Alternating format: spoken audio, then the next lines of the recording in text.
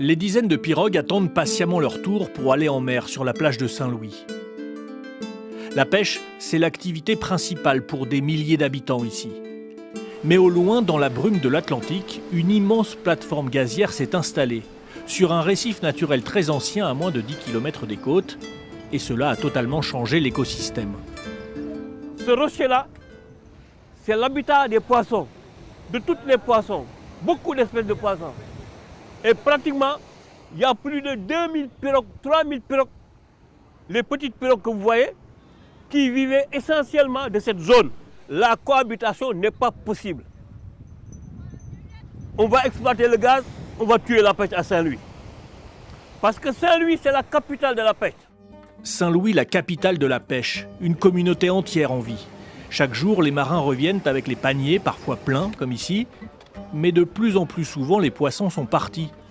La zone de pêche est toute petite, limitée au nord par la frontière mauritanienne, et encore réduite par les travaux en cours et la future exploitation du gaz. Les gardes-côtes mauritaniens et sénégalais n'acceptent pas qu'on s'approche à 500 mètres de la plateforme gazière. Pas plus tard que la semaine passée, je suis entré dans ce rayon délimité, les gardes-côtes ont arraisonné mes 2 pirogues et les ont finalement saisies. Parfois, ces pêcheurs n'ont pas d'autre choix que d'entrer dans la zone interdite. Le terminal gazier a changé la route de leurs poissons. Pour les autorités sénégalaises, la découverte du gaz offshore pourrait être une bénédiction et assurer une rente au pays.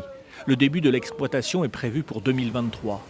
Pour la communauté des pêcheurs, leur famille, le village lui-même, c'est pour l'instant l'ennemi du quotidien. On sent les inquiétudes, on voit le contraste entre les milliards qu'on nous annonce et qui vont provenir de l'exploitation du gaz en offshore et la pauvreté que vous voyez autour de vous. Le Sénégal, lors des derniers échanges sur la question environnementale en RDC et à l'ONU, a plaidé pour sa souveraineté. Pour les autorités, cette exploitation de gaz sera vecteur d'emploi et d'indépendance. Il est légitime et juste et équitable que l'Afrique, continent le plus en retard sur le processus d'industrialisation, continent le moins pollueur, il est donc juste que l'Afrique exploite ses ressources disponibles pour disposer d'une énergie de base afin d'améliorer la compétitivité de son économie et réaliser l'accès universel à l'électricité. Alors le potentiel trésor gazier sénégalais profitera-t-il à tout le monde? Beaucoup de ces pêcheurs de Saint-Louis continuent d'en douter.